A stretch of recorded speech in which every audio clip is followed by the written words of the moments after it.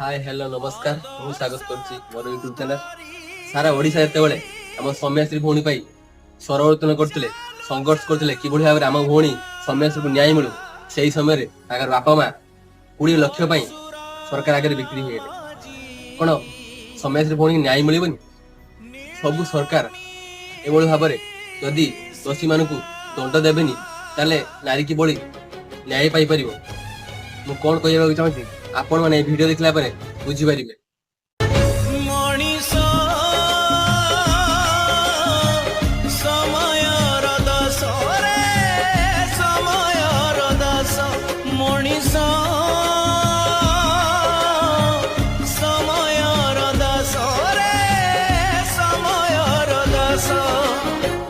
जनमर बंदी चारियाड़े